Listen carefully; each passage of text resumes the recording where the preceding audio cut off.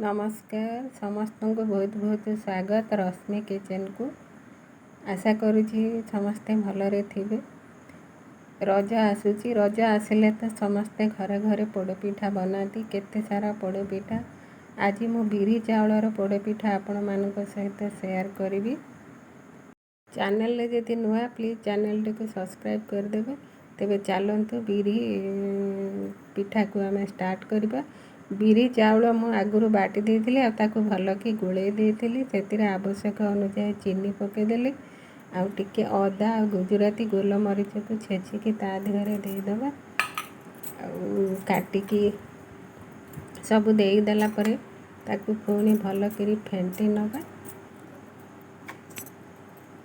आशा करूँ मोर ये रेसिपी आपण समस्त पसंद आसीबो।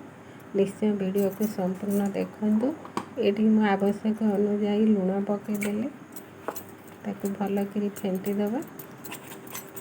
आगुरु मो बिरी चाउल बाटिके रज जेहेतु सेतिपई बिरी चाउल स्टॉक मोर थिला। ए सब गोळेई देले देखंतु बढ़िया करी गोळेई हे गेले। एबे कौन करिया गोटे प्रेशर कुकर नहीं जीवा। प्रेशर कुकर जेहेतु बनैबा से मु 2 चमच गुआ घी दे दूची मैंने मारी दूची। प्रेशर कुकर चारियाडे लगे दबा।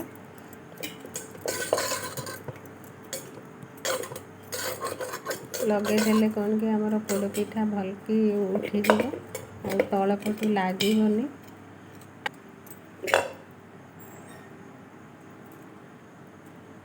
एबे गैस रे बसई दबो और ततेइबा पूरा प्रेशर कुकर टा भल कि तातीबा दरकार। ये भल कि ताती गलानी। ये मु कौन करुँची किछि काजू आउ किछि नड़िया खंड को टिके भाजी देबा। टिके भाजी के ताकि गोटे प्लेट को खोली नबा।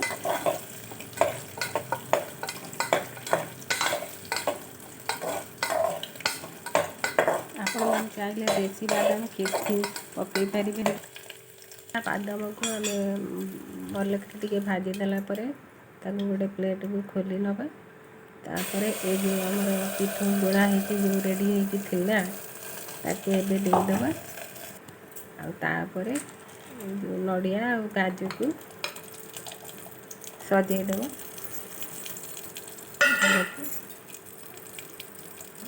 एबे कौन करवा आर ढांकण दे दबा। गैस को सिम रे रखी नबा। तार रबर टा को मु खोली देइची। 15 रु 20 मिनट भितर हमर पिठा प्रस्तुत हो जिवो बहुत शीघ्र। बिरी चाउल पिठाटा शीघ्र हो जाए। देखंतु एठी हमर पिठा रेडी हो जाए।